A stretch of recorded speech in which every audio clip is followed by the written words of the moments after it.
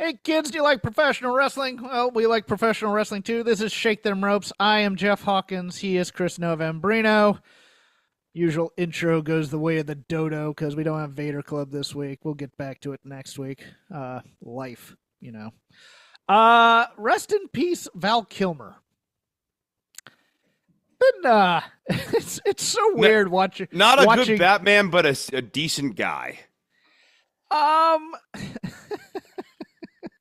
This is where it gets a little weird for me. Because I was basically a no money making intern on a studio lot at the height of Val Kilmer's power. And Val Kilmer's, he's a good actor. Don't get me wrong. Great. I mean, he's great in certain roles. Don't get me wrong. But his career trajectory, when you look at it, is he has great roles early in his career. And then, with the exception maybe of Kiss Kiss Bang Bang and a couple of other things, like he kind of stole MacGruber, if you ever saw that movie. But it's 30 years of Drek. And it's a little bit like Gene Hackman's career, is how I would put it, except that Val Kilmer didn't get the chance to do the prestige, elderly statesman type of roles in his 50s and 60s, going into his 70s and 80s that Gene Hackman got to do. Like, you look at his early career, and like his first few roles are like Top Secret, which is a phenomenal comedy by the Zucker brothers who did Airplane. Real Genius, which still holds up. Have you ever seen Real Genius? I have not. Oh, Val Kilmer has phenomenal comedy chops in those two movies. Like, he plays basically, an MIT level, like, wonderkind at a college campus who's basically working on this project for the Department of Defense. It's a fantastic comedy if you haven't seen it. Goes a couple more years, has, Top Gun, really just steals Tombstone out from everybody in that cast. And that's a Murderer's Row cast right there, but he's great.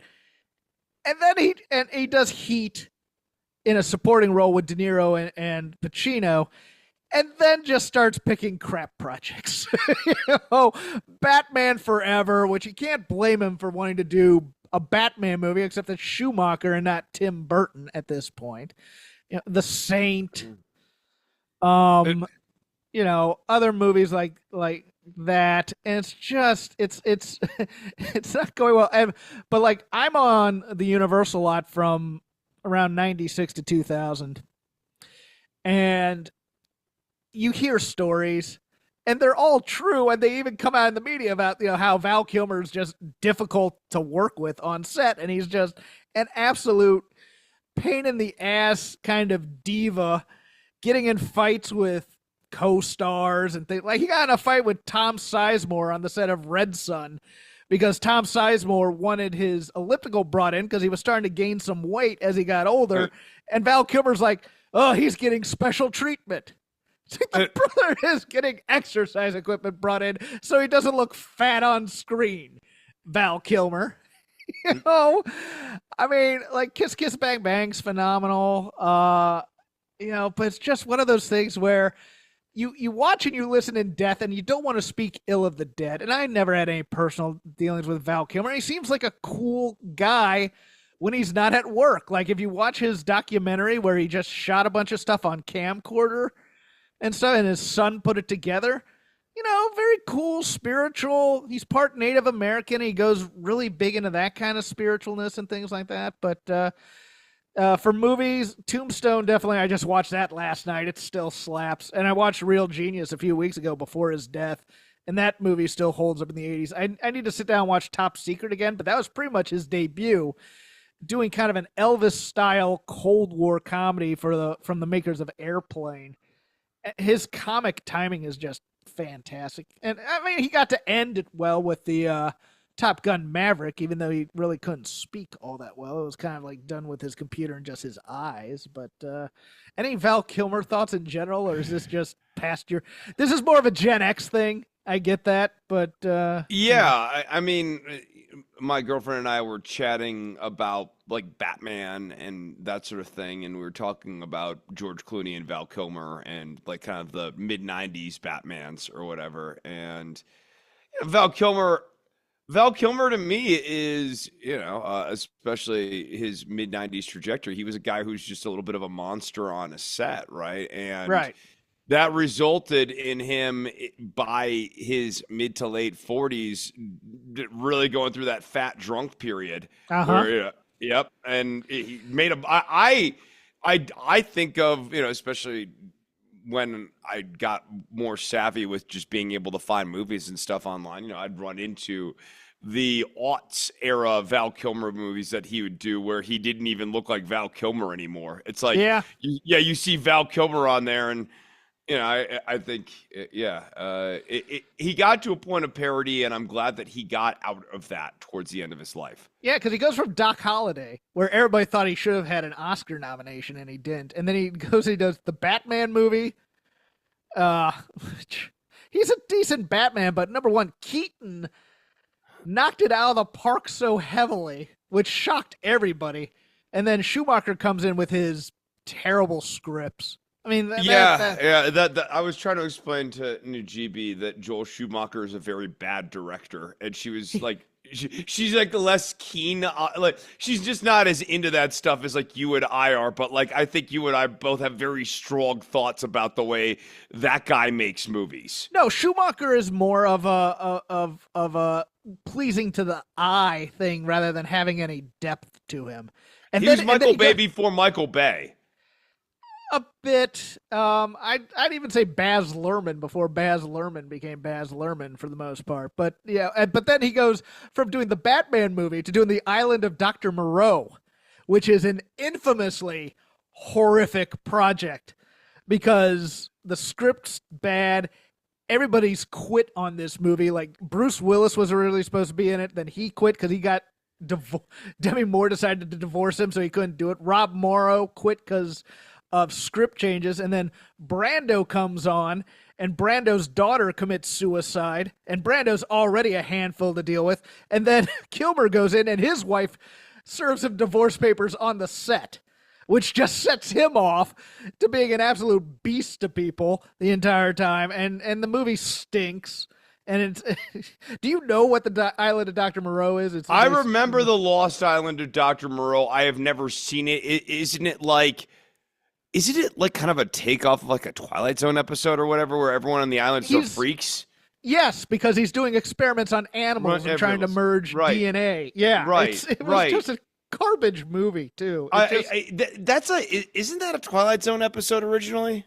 I think so. I didn't watch a lot of the Twilight Zone. That's out of my depth. Oh, okay, all right. Let me look that up. But yes, I know the famous episodes of the Twilight Zone. The one with Burgess Meredith where he, all the time in the world and the glasses. I know the one about the kid who has his family trapped in his own reality, and if they backtalk to him, he's going to have him killed or whatever, so everybody's kind of scared of him.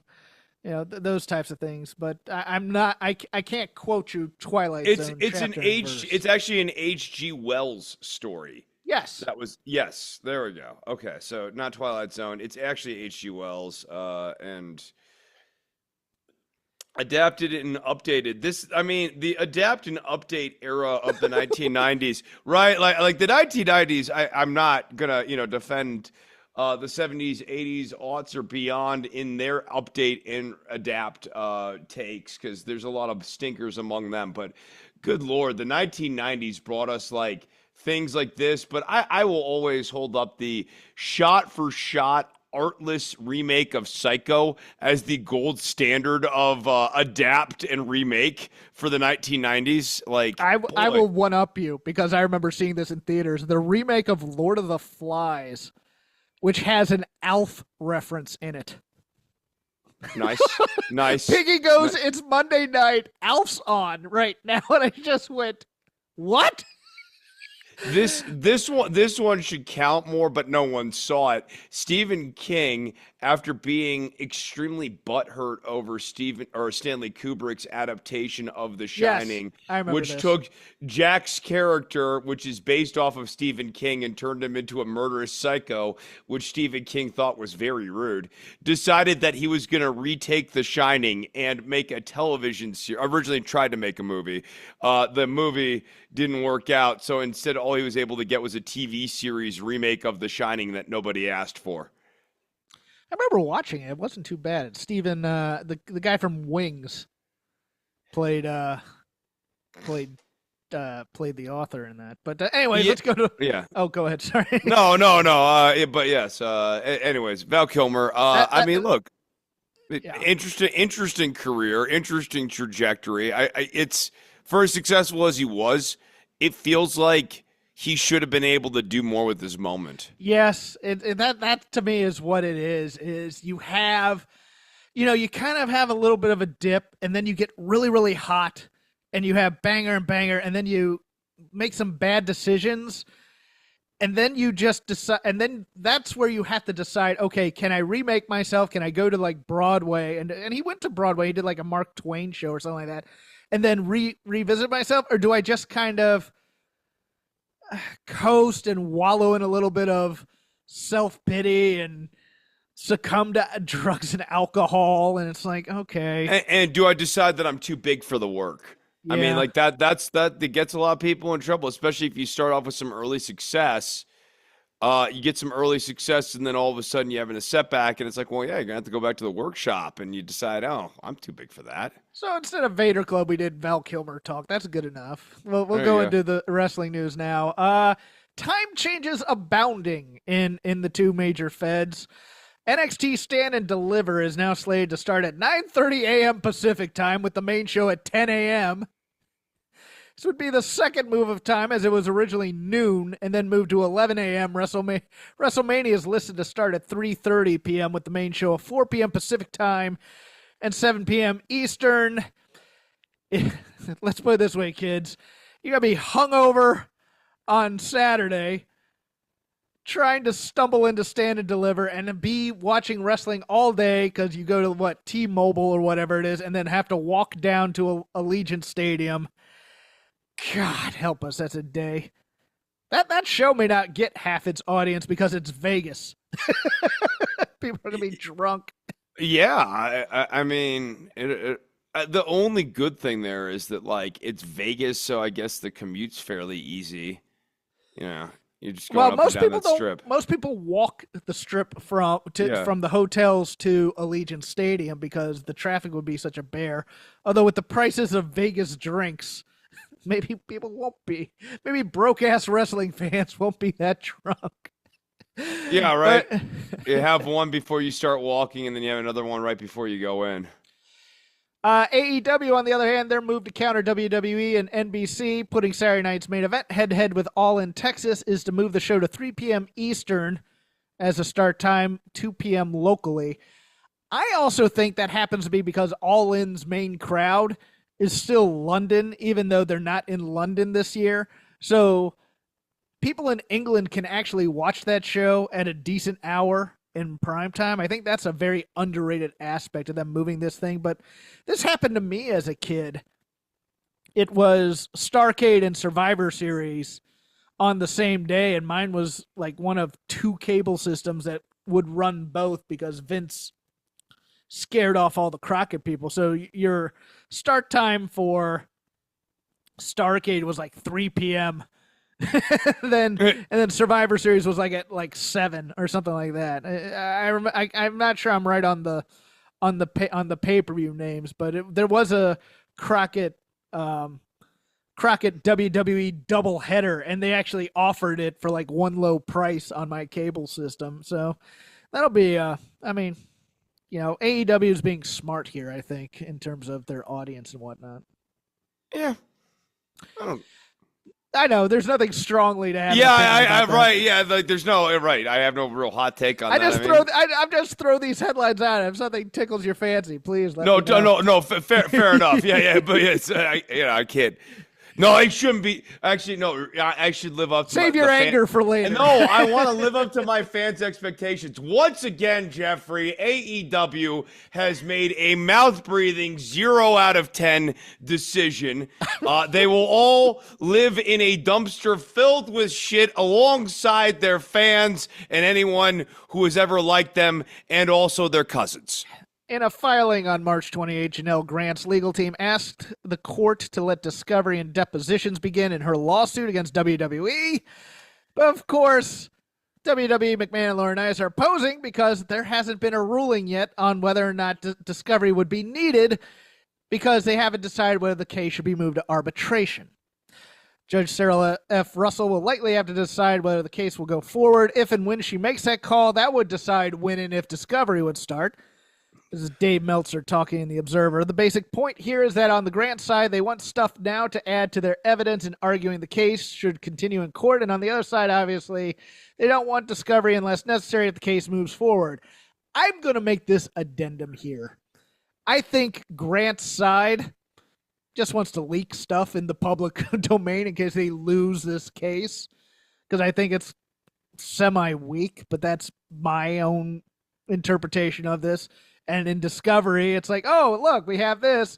Oh, and it's going to become public record. And, oh, now the judge is going to say it goes to arbitration, but the damage has been done, kind of a thing. That's for me. But Grant's lawyers are asking for documents that, quote-unquote, may include any subsidiary and or current or former executives, employees, contractors, agents, and or similarly situated personnel of WWE, TKO, and or Endeavor Group Holdings.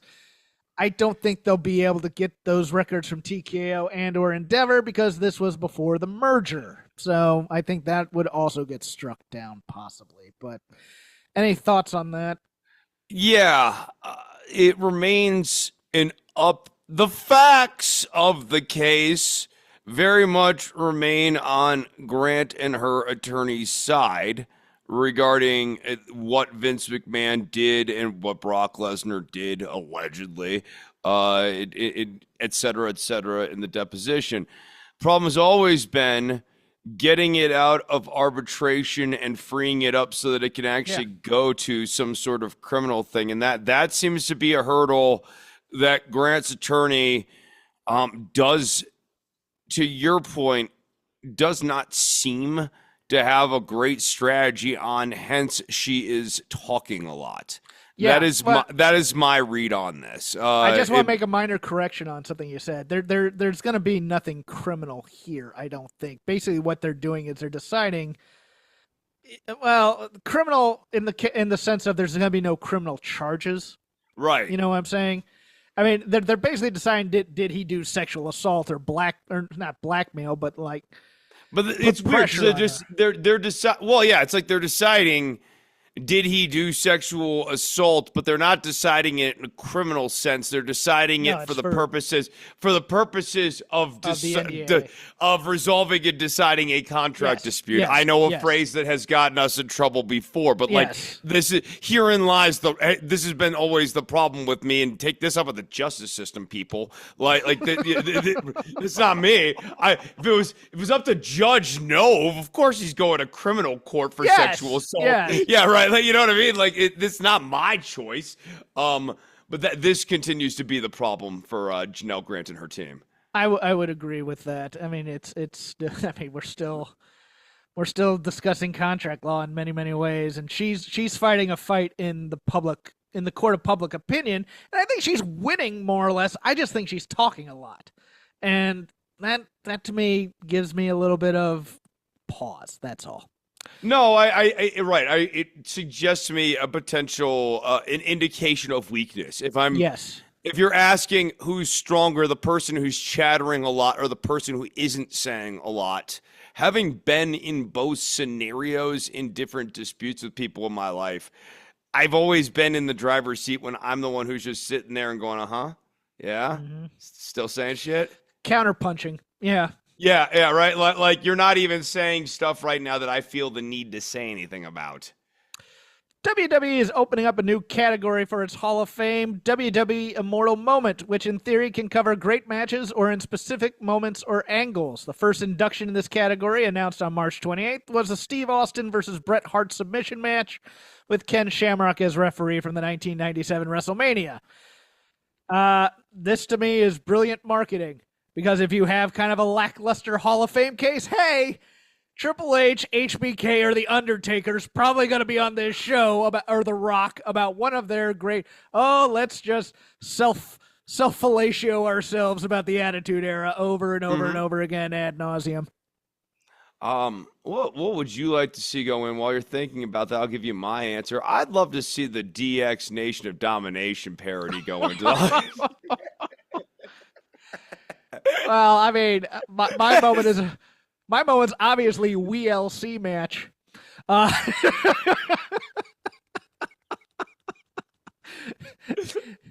Have the commentators who did terrible impressions of JBL the King and Jim Ross come out.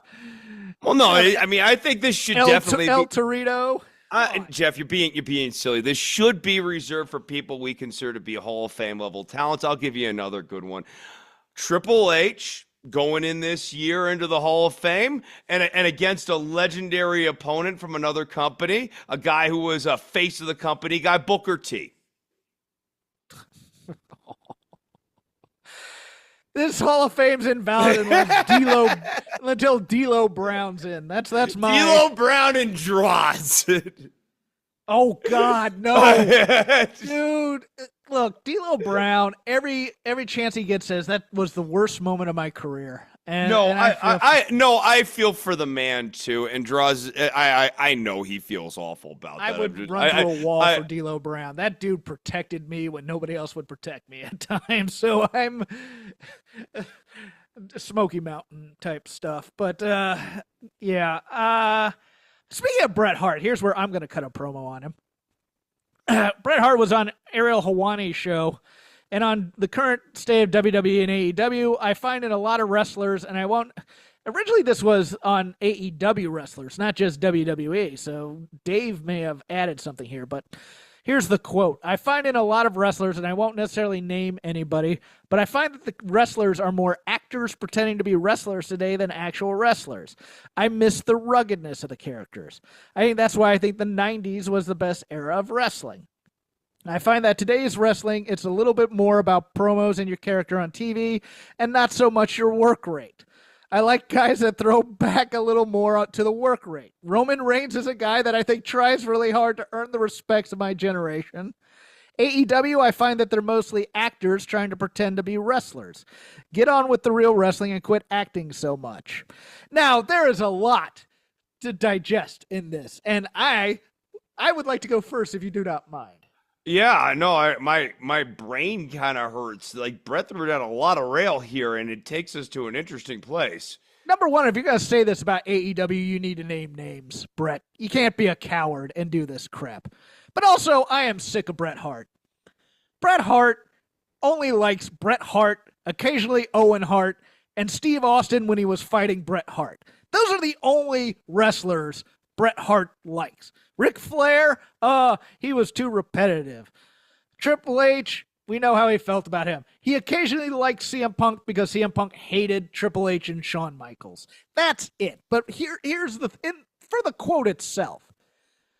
Okay, he thinks that promos and character on TV is a problem in AEW? All right. They talk too much on AEW. Yeah, as opposed to work rate? No, I will defend AEW in this thing. I think he's right on the ruggedness.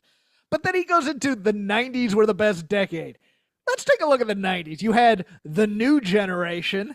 Yeah, I was going to say, what year? What year are you talking about? The Damian Demento years of WWF?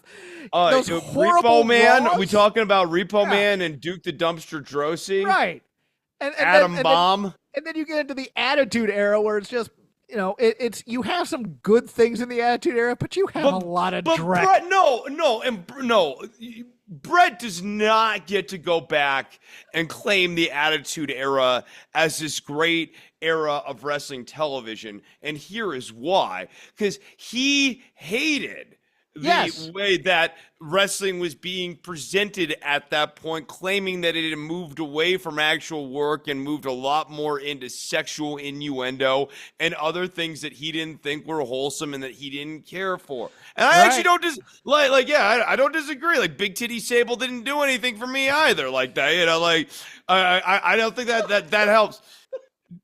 So, like, I get where he's coming from on this, but he doesn't get to go back and claim, like, what was the good stuff? Sable. No, you hated Sable. You like Sonny, but you hated Sable. Trish barking like a dog was a real, Yeah, I'm just, and also let's just throw back to when we did the Bret Hart Wrestling with Shadows documentary, and he opens with, if I wasn't a wrestler, I think I could have been an actor in the movies. And we're just standing there going, wait, Bret Hart as judgment of acting in any forum needs to be laughed out of a room.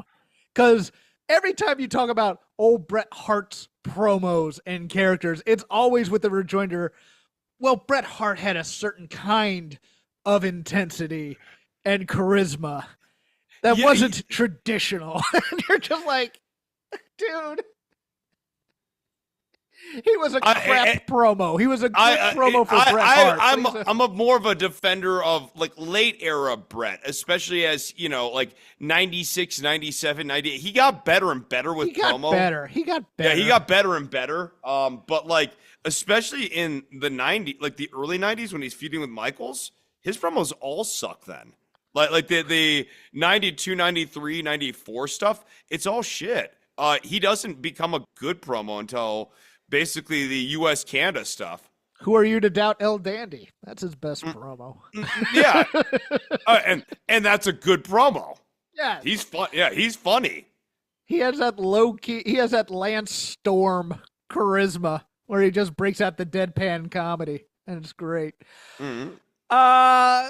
Personnel moves. Mina Shirakawa has finished up with Stardom. She's going to be heading to AEW full time.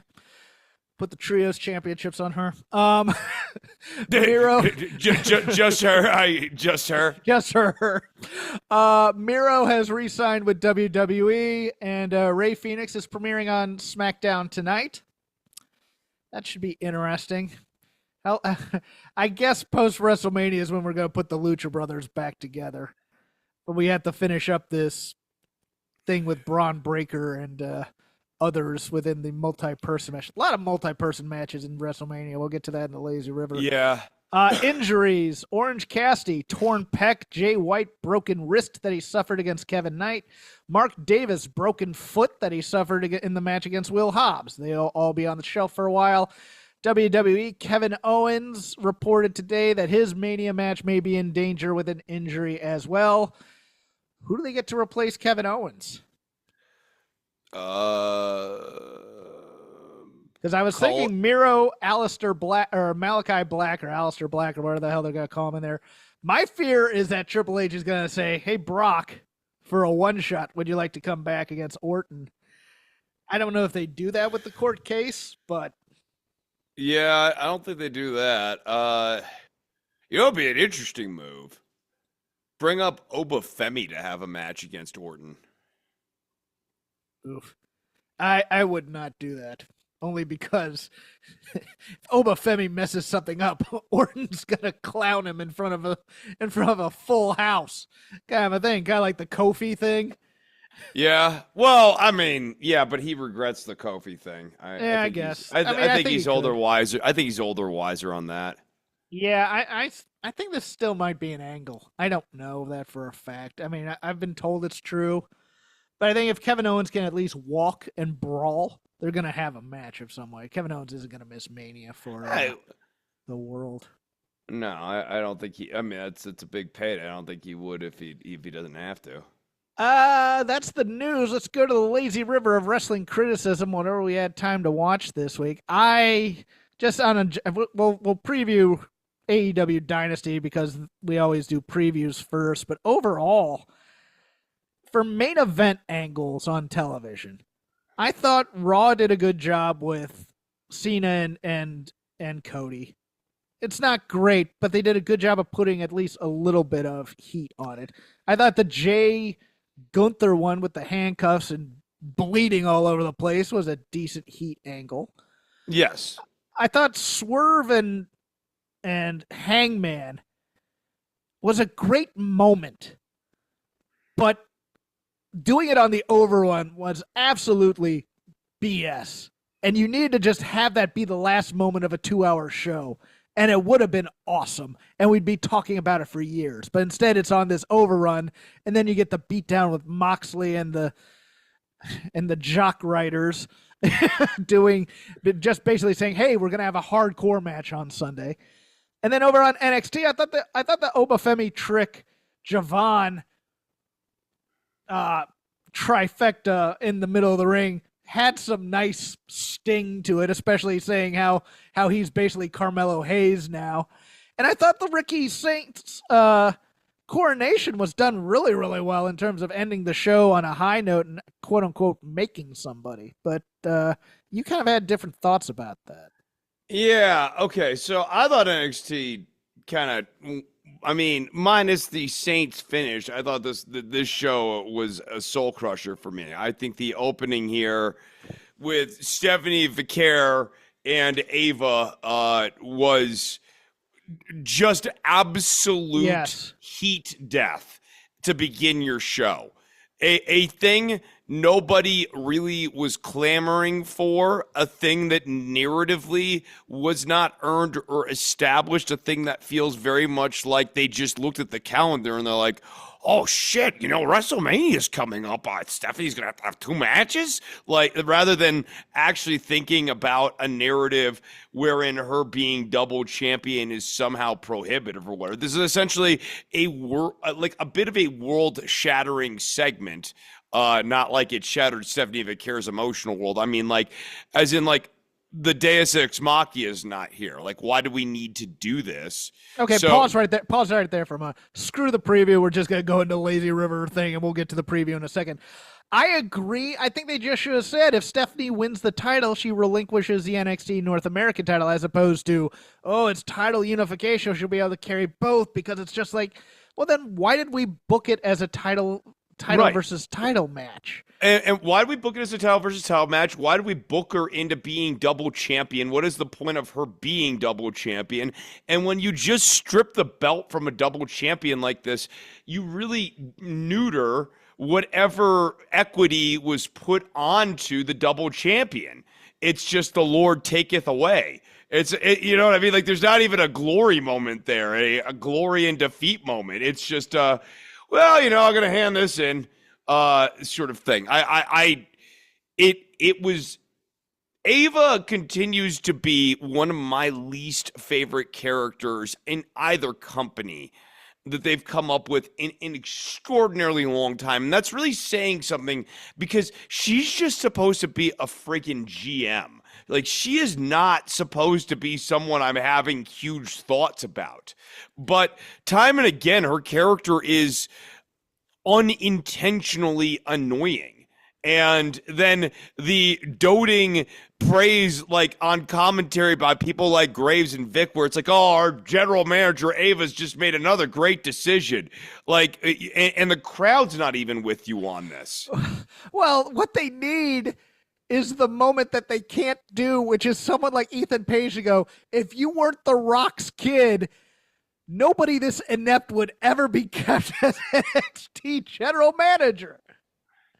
Seriously, I mean, lay it out there. What they need to be doing is heel turning her, and they're not. I would be actually fine with a lot of these decisions in the last 3 to 4 months here if they were all in service into Ava getting a power trip. Not that I need the storyline to go through the general manager. I've never been a massive advocate of that, but at least then that squares the circle on some of these perplexing, overbearing decisions that Ava makes. Instead, Chris, I think you're getting it though. That's the thing. I'm cutting you off to say, did you make it through the end of NXT? No. I got to the same. Okay, so, actually, no. After the 3-way with Javon, Obafemi and Trick, Dark State comes out. They attack everybody involved, and Ava's smiling. So you may get your, let's see if Ava can now play a heel authority figure. No, I missed the Ava shot. Because I saw Dark State beat up everybody. I missed the Ava shot. Good Lord, this is the worst case scenario. She's the leader of that faction. Like that I hope no, not. God, I hope not. I'm with you. They might be going there, but like, she should not be if she's a heel, she should just be a heel who's, on a power trip, and Dark State are like a means to an end. She should not be the factional leader of Dark State. But more to your meta point, it was a bad week for NXT women other than Jada Parker. Yes. I mean, this is all the complaints of the Attitude Era / Vince booking that we had. Look, I am not a great writer of women. That's a very big weakness in why I couldn't eventually continue being a writer, and I'll admit that. But the secret to writing good female characters a lot of times is to just write them as characters. And instead, we're getting the stupid all women hate each other, Bechdel test failing, the stuff about boys.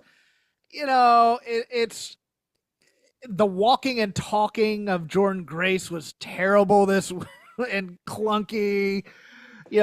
Every locker room shot of the women is just, we're just waiting for the stupid cat fight to begin with all these gaudy, over-the-top characters like Santino's daughter, who I like and is a funny flake, but does not need to be front and center with Lola Vice, who is already kind of clownish too, even though she's a badass in real life. It's like they want... No, these characters feel like the early 1990s WWF tropes, almost like these women are like the Repo Men, Duke the Dumpster Drosy's, Lola Vice. Well, she's an MMA fighter, but she likes to do sexy dancing. Yes. Yeah. Lash Legend. She's fabulous. Jada Parker. Carmen Petrovich. Sassy. Carmen Petrovich. She's got a sword and a douchey boyfriend. Yes. It's just like they're accessorizing and all these women. What's the fitness motivational one? What's her name? Tegan Blegan or whatever her name is? Brinley Reese. Brinley Reese. Okay, yeah, a totally normal name. Brinley Reese. Very, very normal. She's a fitness model. She's a surfer, and she likes to have a good time. Like these want to have fun. I think like Red Letter Media had this criticism, and I think it's a little overblown, of like the Star Wars universe in the prequels, where basically you could not define these people outside of their jobs and what they look like. And I kind of sometimes feel like that is also a problem here with a lot of this NXT characterization, and right down to Stephanie, who very much has star power, but right now she just dresses like a succubus, and she has really good matches that Booker T drools over. Oh, Booker, I can't with him and Stephanie Vaquer. I'm sorry. We talked about this last week. No, we did. Yeah, no, I know, but it's this huge. I mean, right out of Toxic Attraction, they're just. I mean, really, with those three, they're not even Fatal Influence. They're just watered down Toxic Attraction. It is the same unit. Booker had some interesting words for Swerve going on Vlad's show. And whatnot. I'm wondering if that's gonna blow. I didn't put on the rundown because it's not yet news, but Booker got a little bit riled up by things that Swerve said about him on a big time podcast type thing. So we'll see if that moves anywhere. Where do we want to go? I don't know. I mean, main roster. What did you think of the Punk Roman Seth segment from Friday. Did we go over that at all? Yeah, we did. We did last time. I thought Punk really elevated that, and Seth, okay. You're okay. Right, his character, the whining, like he doesn't deserve to be in a ring. Yeah, you're right. You're right. Yeah. But I want to note something. What's the prize for the Royal Rumble, Chris? To get a title shot? No, it's to main event WrestleMania. I'm not even sure anymore. I thought it was to get the title shot. You can call it your title shot for a main event at WrestleMania. Neither Jey Uso nor Charlotte are going to be main eventing either night of WrestleMania. Okay. The Rumble. I mean, essentially, what they have done with this re-envisioning of the Rumble reward is it doesn't mean what it used to anymore. Right. You know? Right. It's one of these things where main event Jey Uso still remains somewhat aspirational, right? Like, right. Having Jey Uso win the Royal Rumble didn't move Jey Uso up; it moved the Royal Rumble down. Yeah, because he's still doing the same character he was doing prior to the Royal Rumble. He's still the underdog against Gunther, even though he beat 39 other men in a match. He is still, I don't know if I can beat him. Gunther keeps tricking me, and he punked out my brother again. Yeah, I mean, I will say, as well executed, minus the blocking of when Jay was trying to reach for Jimmy and had to like cramp his body to not Short be arm. able to. Yeah. Am I bleeding, bro? Oh, Jeff, I don't want you to die. I'm a T-Rex. My arms have all got attached. No, I love you so much, brother, but I cannot move. Yeah. Yeah. Minus that, I thought the execution of this segment was good, but my issue is that they have gone to the Apollo Creed Rocky Four too often in builds recently. And we needed to do something else. I might have even had Jimmy like basically like he loses the match, but like by incapacitating himself. Like he like goes so hard to take out Gunther, and he hurts Gunther, but he ends up really wrecking himself or something like that. Just do something a little bit different than the Passion of the Uso angle. Because that one, for me, it just was a little... It was a little weak. Jimmy Uso is nothing but a plot device in every single major angle he's involved in. Yes, he's now turned into Jay's brother.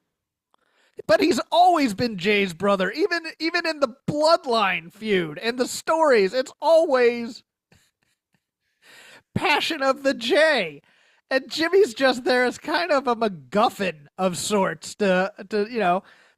I mean, he turns heel here and there, and but it's all about his connection to Jay. He is basically like Jay's, I don't know, super ego. In some ways, not his id and not his ego. He's just there to mirror some choice that Jey Uso eventually has to make. Right, yeah. And certainly at this point, it is very fair to say that Jimmy's career is trading off of the equity of Jay's and not the other way around. I mean, his gimmick was literally no yeet to yeet. Right, yeah, there's yeet, no yeets. He's the Zaymot to Jay's Tomax. If you remember those twins from Cobra and G.I. Joe. I mean, that's actually they completed each other's sentences. It's more like he's like he's become the Scorpion to Jay's Sub-Zero. Okay, we'll go with that too. That's a good one. You want to go into Dynasty preview and get out of here? Yeah, let's do it. We can do any AEW Dynamite notes here. 10 matches announced so far for Sunday's card, emanating from the Leah Kouris Center in Philadelphia, Pennsylvania? I do not know, but it looks like they have about 8,000 going. Starting with Owen Hart Cup Tournament quarterfinal matches. Kyle Fletcher versus Mark Briscoe. Why is Mark Briscoe in this tournament? I have no earthly idea other than people like him. He's an ROH staple. This is in Philadelphia. He'll get a nice pop, and then he'll get beat by Kyle Fletcher because he gets beaten all his big matches. Yeah. Mark Briscoe, to me, if AEW was trying to run a Moneyball organization, we've said it before, I'll say it again, though. Mark Briscoe, after the death of his brother, yes. I would have, once he had gotten back to a place where he was ready to work, I would have pushed this dude to the friggin' moon. I would have made this like the Moneyball run because you have him a nice cheap contract. He's not going to ask for more, so you don't have to worry about that even. The fan endearment's going to be there. And, oh, by the way, he's actually a hell of a wrestler. He can have main event angles. He is an entertaining match. And there's a lot you could do with this guy, especially playing through that story. And instead, they've relegated him to jobber to the stars. Sympathetic, like Chief Wahoo McDaniel sort of status. Yeah. Trying to think of another corollary where it's like a guy that has this much goodwill and then just keeps getting beat and beat and beat, but retains the goodwill type of a thing on the mid card from the 80s. Because Coco Beware never had this much goodwill. Maybe Tito Santana post his Intercontinental title run. Maybe. Yeah, maybe. Yeah, because Tito lost a lot after that, but yeah. He still seemed to be pretty strong. Well, we'll think on it. Mercedes Moné versus Julia Hart. Mercedes is in her I can carry anyone to a good match, and I'll take it as a challenge role. Here's a challenge for you. Yeah. Not that Julia Hart's bad, but it'll... Not that Julia Hart's good, though. No, but she's game. Yes. And she's smaller. So it's not going to be something where Mercedes won't be able to like lift her up and throw her a little bit, especially if she does her new finisher there. I think this one could over-deliver, but I think Mercedes Moné is winning this. Well, yeah, I think Mercedes wins. They've not really... I would be surprised if Julia Hart wins. They like her, so it wouldn't completely shock me, but they have not really done a whole hell of a lot to build her up. In your purely for the star rating porn match, also part of the Owen Hart Cup, Will Ospreay taking on Kevin Knight, who takes over for Jay White, who is out. Both of them in a tag team match to open up, or in a tag team match on Dynamite, where the guy who came out with the most shine was Blake Christian, the guy who lost against Kenny Omega last week. Okay. This is going to be pure spectacle, and Will Ospreay's going to win it. Ospreay, yeah. But this is going to get some time, and people are going to ooh and ah about some of the great aerial stuff that's being done in this match. I'm just warning you all, that's what's going to happen. In an intriguing match for me, because I think there might be an angle coming out of this one. The Hurt Syndicate of Bobby Lashley and Shelton Benjamin, your tag team champions, taking on the Learning Tree of Big Bill and Brian Keith. I loved the promo that Bill cut. I loved the squash match that Bill and Brian Keith did, up to and including putting in enhancement talent with a bad shoulder so that Big Bill could look more brutal by injuring his other shoulder. MJF is somehow involved in this. Yeah, I think Big Bill and Brian Keith win the tag team titles here. I was thinking that at first too, and I actually said they should do that because I think they should too. I think Brian Keith's not a bad wrestler. No, and Big Bill is good, and it's time for these guys to actually get the opportunity to have matches that are meaningful. And inside of the Jericho Vortex, the only chance you're going to get would be something like this. Yeah, I thought maybe MJF comes out and does one of those, I was trying to help, and then accidentally has them lose so that they need MJF. But the more and more I think about it, Chris, I think we're wrong on this. Even though because it helps Big Bill more if they lose and they break up the team.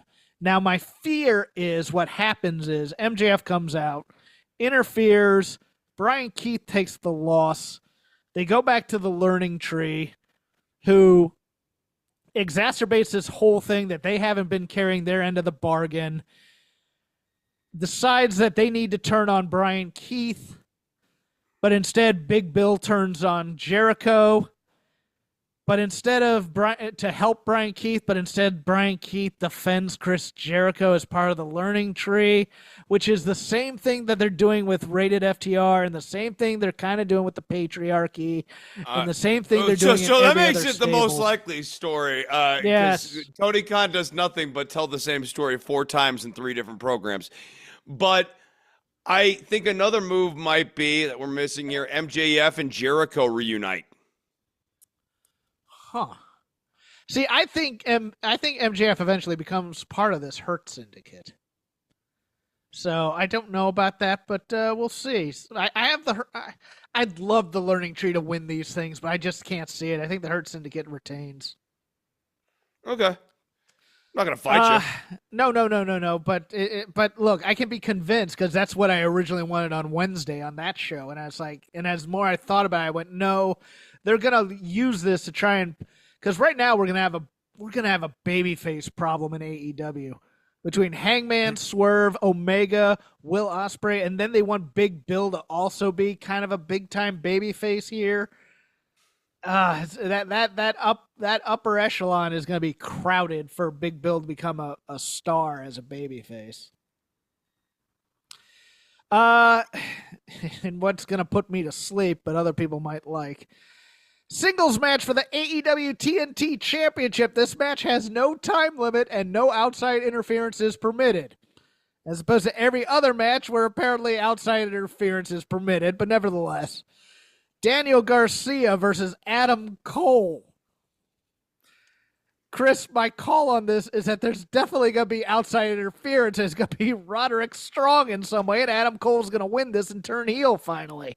Holy shit. Is there the loser is going to be me watching this match. Adam Cole is guilty until proven innocent when it comes to having bad matches from now on. Until someone tells me this guy has a good match, I'm assuming every match he has is going to be mid. He only has one promo. Look, his matches to me in NXT towards the end, until he had that spark of a feud with McAfee, were kind of the same to me over and over, and they're kind of the same here. You know, the occasional super kicks. They're less good. He's doing a less good version of the NXT Adam Cole here. Yeah, you know, fake the Panama Sunrise, and then try and get the boom knee, and it's just and Daniel Garcia, I continue to be baffled by this kid. I like him a lot. He decided he wanted to be where the best wrestle, and that's all he's going to be doing is wrestling. Okay, cool. But he probably should have gone to NXT. That's my opinion. No joke. Title versus mask for the Ring of Honor World Championship. The aforementioned Chris Jericho versus Bandito. I don't know how to call this. I think it's possibly a rebrand for Ring of Honor and just putting the title back on Bandito, who used to be the Ring of Honor World title. I don't know. Maybe they're unmasking Bandito in a Rey Mysterio sort of way to make him more marketable. I don't think that would work. Yeah. I don't know what the use of taking the title off of Chris Jericho is, since the Ring of Honor World title really doesn't mean all that much and hasn't been featured very heavily on either Ring of Honor or AEW. Who you got here? I think Jericho retains.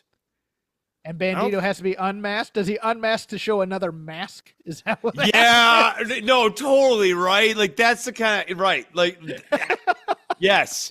Yes, I am going. I'm going. Yes, he does unmask to reveal another mask. It's a total Chris Jericho segment where he comes out. That's a total Jericho punchline. That's an absolute Jericho punchline. Yes, he comes out. He demands the mask, and Bandito takes off the mask, and he's wearing another mask. Right. Yep. Absolutely. And it's probably his brother's mask. He's wearing he's the new Gravity or whatever. Right. Especially after the Gravity thing. Yeah. Oh, that's gonna be so terrible. But that's such a Jericho move. Yeah. For the long forgotten Trios Championship in AEW, your champions, who are the Death Riders, Claudio Castagnoli, Pac, and Wheeler Yuta, taking on rated FTR, Cope, Cash Wheeler, and Dax Harwood. Let me give a shout out to Dax Harwood for just being absolutely fantastic in that segment about the fine.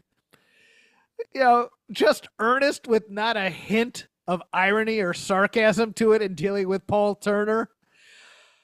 I absolutely love the prop of the janky looking check because I can only assume Tony Khan goes, okay, Dax is going to have a check. Who here has a checkbook? And nobody carries checks. So he has this kind of this piece of paper that looks like it's been in his pocket all day that represents a check with absolutely no graphics on it whatsoever. Here's $10,000. Go buy dinner for your wife. I howled. I loved that there was no hint of wink, wink, nudge, nudge in this segment from him at all. Cash was fine playing the I'm angry and we'll talk about this later, but it's totally turning into Cash and Dax turning on Cope. My hope is that if they do this on the pay-per-view, that if they lose on the pay-per-view, that they don't wait and then do a meeting on Wednesday. I hope they just do the turn on Sunday and beat down Cope. But what do you think? God, I would love them to just be done with Cope on Sunday, but I feel like this is gonna malinger. Like the pay-per-view is going to be a loss, but they're not actually going to. There's still gonna be a little bit of will he, won't he, and we're not gonna get the full break until Dynamite. Yeah, this feels like something they save for weekly television, which I don't like. I don't like, but I could absolutely see this being a main event angle on weekly. So they put on Collision and then it just ruins everything. Oh yeah. In a three-way match for the AEW International Championship, Kenny Omega versus Ricochet versus Speedball Mike Bailey. I'll give you a little bit of context on this one, Chris. There's a rumor that at All In, it's going to be Kenny Omega versus Okada. But there's a rumor that they're going to combine the International Championship and the Continental Classic titles. I don't know about that for a fact. What do you have in this match? Because I think there's a way they should go, but I don't know if they're going to do it. I feel like Ricochet wins this one. I am with you on that. It feels like Ricochet wins this by pinning Speedball so that you don't hurt Kenny.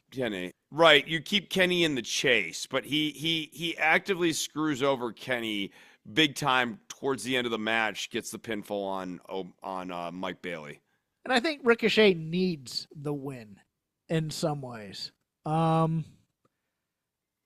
I do think they need to get rid of some of these titles in AEW, and that'd be a good way to do it. So maybe he wins at Dynasty and then loses like in a big rematch in the build to All In, which would stink, but they do that kind of a thing. I mean, you have 2 or 3 months, so is it 2 months or 3 months? I don't remember. For a singles match for the AEW Women's World Championship, Timeless Toni Storm versus Megan Bayne. Really, let's give a little bit of credit for Collision, which I only watched in bits and pieces, but that shot, they had Toni Storm cutting a promo with the spotlight on her, and they had a tight close-up of her, and all of a sudden, Penelope Ford's boot just comes in from off screen, and she looks in the spotlight with this big crap-eating grin on her face.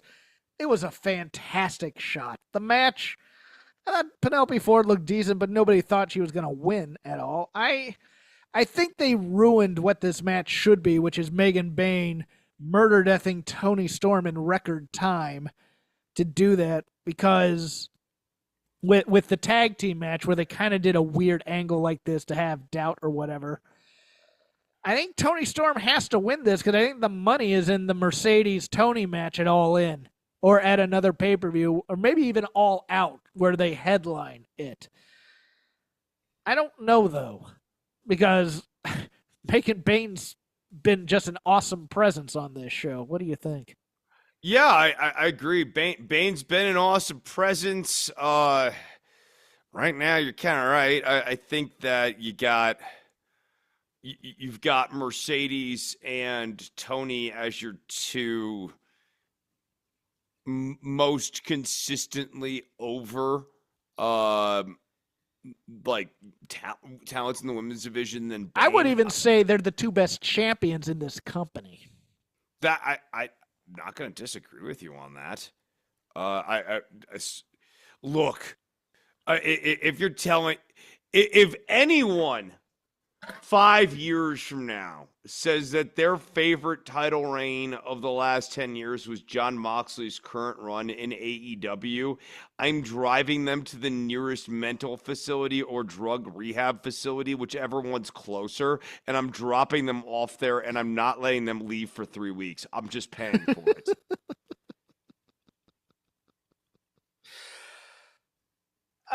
It's very odd because it seems to me the path to All In is Mercedes and Athena, and a lot of people were saying that Athena would derail Mercedes there, but Mercedes and Athena are also both in the Owen. So this feels like Tony's being clever in some way, in that somehow he's going to find a way to give Mercedes a title shot at Tony by winning the Owen, but still lose the TBS title at All In to Athena. He is bringing back Athena. That's right. Yes. And Athena has been a major part of marketing All In. She's from Texas. That's right. Yeah. She was at the big. We were all kind of like, okay, why is she part of this media scrum thing? And she's in Ring of Honor, kind of a thing. But you know, that appears to me that she's going to get the. And I hate to say it this way, the Naomi win in Orlando type of push, where it's like, oh, she's from this area. Let's give her the title here, and then take it off of her a couple months later. But we'll see. But boy, I've really enjoyed watching Megan Bayne just look like a wrestler to me on professional wrestling. I like Megan Bayne. Penelope Ford for me is sad to see now because the magic, the spark or whatever she had's kind of gone. Yeah, I thought she over-delivered in that match. No, I know she's still talented, but like there was a point. I mean, there was a point where she had like real star power and everything, and that's gone now. I don't know. I don't know what's up with that. Yeah. She's now there to do a quote unquote good match for 7 or 8 minutes, and it's like, okay. In a way, you really feel it when someone has a killer theme song, and like because like Super Bad Girl's a catchy one. Come on, man. Yeah, that's a great nickname. It's a great nickname. It's a killer song. And when she comes out in a jobber context, I like basically out there to enhance the other person. It's like you hear the killer theme song, and then the next person comes out and they have a non-remarkable theme song, and it really sticks out. Yeah, it's odd. She's not here yet because I still think they want to push her, but it's just crowded right now. I feel the same way about Jamie Hayter. I love her theme song. That thing's a banger. Yeah, and it's just like, and she's coming out and she's doing all the stuff, and the crowd loves her, and there's nowhere for her to go because you have Willow, You have Megan Bayne. You have Mercedes. You have Tony. You still have Mariah May around there, but who knows if she's going to WWE or not. It's just there's a glut up at the top right now, and it's like it's hard to keep women hot. Chris Statlander's still in the mix, inexplicably for me, but for others, they really like her. Yeah. Chris Statlander is definitely a wrestler who is in this company. Yes. I'm not going to deny that. I'm not fighting you on that. She's very talented. It's just her the time that it's like they missed the exit on the interstate of the time to go on the off ramp and make her the big deal in the division. And there are people that I talk to that still think, no, she could be the star of this thing. I'm like, no.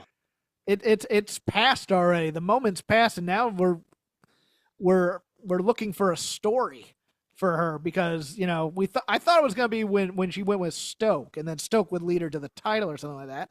But then things happened. Stokely no longer on television, and Chris Statlander no longer a heel and looking to be Willow's friend again, even though she didn't check on her when she got beat down by Moxley. By the way, what do you think of that spot? Because my co-host hated it, but hated it, I thought, for the wrong reasons. Well, what he just didn't like a guy attacking a woman? Was that like yes. Yes. I had that didn't bother me at all.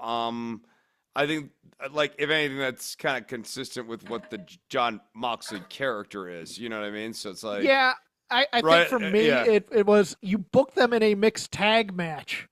What did you think was going to happen, Tony Khan or fans? I mean, right. But see, my part was I didn't like it because Moxley did the whole, I'm backing up and I don't know what I'm going to run into. And then I'm going to and then he doesn't do the DDTs her immediately because he didn't see who it was. He checked it and saw that was her and then did it, which kind of forgives it. But at the same time, I just hate watching Moxley do the, whoa, I'm on janky legs. I'm a little off kilter and I don't know what I'm doing right now. And look, I just want him to just run in and do it on purpose and then say, screw you, Swerve. That kind of a thing. But that brings us into Jon Moxley versus Swerve Strickland in a singles match for the AEW World Championship. Oh, God, this is a tough one. It is because up until a while ago, I thought for sure this is where they coronate Swerve Strickland, and then people remind me, you really want to do that on a much bigger show. He's already been champion once. So yeah.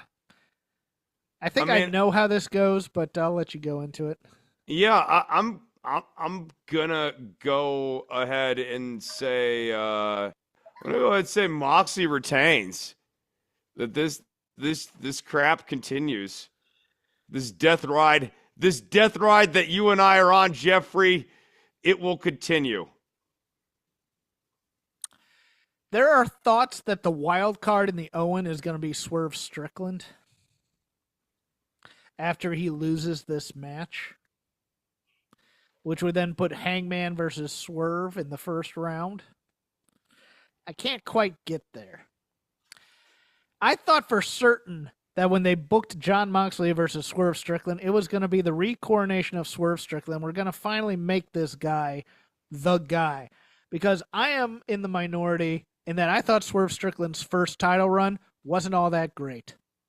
Because they kept on having, because number one, the Hangman presence in his title run and the mixed heel babyface dynamics of the two absolutely screwed his run.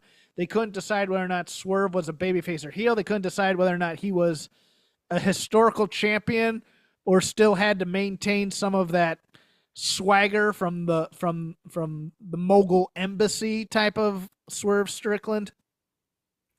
But here's how I think it's going to go down. I think Swerve's going to lose to Moxley, but I think Hangman's going to be the one to come out and get rid of the rest of the Death Riders so that it's one-on-one, but that Moxley still finds a way to win this. And then at All In, Hangman's going to win the Owen. He's going to go up against Moxley. He's going to win it, but he's going to win it with Swerve's help in eliminating the Death Riders when the Death Riders try to interfere on that thing. And then they're going to have a big hug and all is forgiven, and then Swerve's going to challenge him for the title. That's what I think's going to happen. Something to that effect. I could see Swerve winning this, and then it being Hangman and Swerve for the title, but this time as gentlemen, uneasy allies, shaking hands and letting bygones be bygones. It's so weird to me that they did that moment on the overrun and then did a beatdown. This is going to be a hardcore match because that's what they were basically telegraphing here. I still think Swerve needs to be the next champion of this company, though, Chris. I'm trying to figure out a way in my brain to get Swerve. I think Ospreay does, but like that. But I also, I guess, still live in this past where we signed Will Ospreay alongside Okada last year, and it was a really big deal that was going to change this company, and he was the future face of the company. And so I guess I don't know what the story is anymore. Is my point. We have Ospreay, we have Hangman, we have Swerve. Two of those three have been champions already. And we have Kenny, if you want to throw him in the mix. Kenny, Swerve, and Hangman all had, to me, mediocre title runs. Just going to say it. I didn't think... They didn't build good feuds for them. They didn't stick around all that long. Kenny was trying to play what he thought was a heel, and it wasn't a strong run. Whereas we kind of wanted the Heenan and Bockwinkel run with him and Don Callis, and we never really got it. Hangman kind of just moved into emo stuff. He had like a minor feud with the Murder Hawk Monster, and then it just got into this whole thing with Joe. And Joe, Hangman, and Swerve, and then Hangman and Swerve started being jerks to one another. There's a lot of movement for Swerve to be the next champion because he was the first black champion and he wasn't a quote-unquote, he wasn't the guy, and people now want him to be the guy and the champion at the same time. I don't know. I think Will Ospreay would be good, but his promos stink of late. They're hokey. They're trying to be John Cena-esque in terms of the, I'm going to tell dad jokes to the fans and you're going to laugh at me. I don't know who you put the title on after Moxley, especially because Moxley's story has never really had a clear ending to it. That's the other problem here is... Right. I mean, this is the problem with the Death Riders is that this story has lost the thread. What are we doing with this faction? What is this faction's point? Why do they do things from week to week? Like, who is the guy to look at Moxley and go, no, the kids are all right. We're all right. We're AEW. We're the best wrestle. And you're wrong. Right. We're not theoretically right. Shouldn't that be FTR and Cope, who basically are veterans who sit there and go, you know what? I'm honored to lock horns with some of these young guys. It is an amazing honor to finish out my career wrestling talent that's at as high a level as it was when I first came into wrestling. It should be Darby Allin. It should be Darby Allin comes in and beats Moxley, but he's about to go climb a mountain on April 15th, and we don't know if I didn't put that in the story, but yes, he starts his Everest expedition on April 15th. Oh, good for him. And who knows if he's going to make it back. Not an experienced mountain climber by any stretch of the imagination, but I'm sure he's been in training. But he is the guy that you look at, but he also doesn't look like... You cannot train for 27,000 feet. That thing kills white people like nobody's business.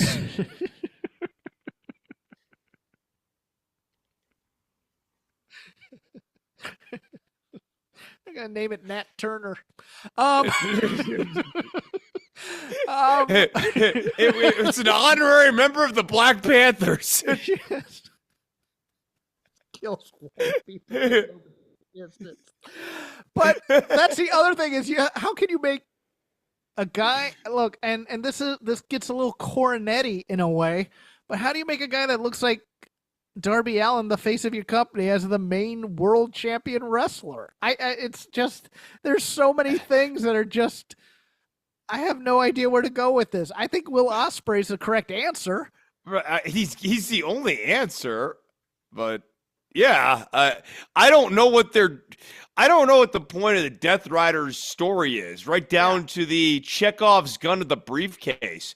That's the crazy thing, right? Like, you created this Chekhov's gun. I don't even know what it's foreshadowing. Like, there's no, you know what I mean? There's no sort of Damocles to this briefcase. There is, but it's dumb. And I think it also sort ties of Damocles. Yeah, sort of Damocles. But it's like the John Cena story. It's, you want to see the AEW championship, but I'm going to take it away from you. That's what it is. He's basically saying the title's just a trinket. And the champion is the guy who, you know that old the Game of Thrones line. If you have to tell people you're the king, you're not the king. Right. It's Moxley saying, I'm the champion. And I don't need the belt to tell you that. But they haven't told that story very well either. No. And I mean, I think sort of that is like, it would be like, I'm so dominant that I don't need to show you the belt. You're looking at the champion. I'm going 70-30 that Moxley retains. But I could see a situation where Swerve wins this. But it's a B pay-per-view, and I wouldn't do it on a B pay-per-view, but that's just me. Let's end it there. Yeah. How about that? Because I have a hard out in 2 minutes. Okay. This has been Shake Them Ropes. I am Jeff Hawkins. You can follow me on X at CrapGame13. You can just follow the show at Shake Them Ropes. I also do a show over on Fight Game Media called The Dynamite Show about 20 minutes after they go off the air. Paul Fontaine and I go live to thoroughly break down that week's show. We also did we did something called the Rewatchables. We did the first AEW Double or Nothing. A lot of stories that Garrett Gonzalez had talking to Dave Meltzer about the formation. A couple stories I had about the formation of AEW and my minor, minuscule involvement in helping them traverse the visas and whatnot and immigration work. And that's in your podcast feeds now. Chris has plugs as well. He's going to give them to you. Yeah. Okay. So I have a summer course that I will be announcing for music lessons for those inclined. Well, starting in June here, it's going to be on. It's entitled Human Songwriting. It'll be going 3 weeks in June here. If you are interested, please hit me up on Instagram. In advance of that, of course, I've been doing research on songwriting. This is actually specifically about AI and songwriting in an era of AI. My research led me to an interesting discovery here. If you are so inclined, I will spare you the longer version of this because of Jeff's hard out, but Google Suno, S-U-N-O, my name, Chris Novembrino, and Remi, R-E-M-I, and you will see some of the things that I've been busy behind the scenes here this week doing. Do that. If you're interested in guitar lessons, hit me up. Follow me on Spotify. Instagram is DOCTOR_NOV. And remember, take your vitamins and eat your Wheaties.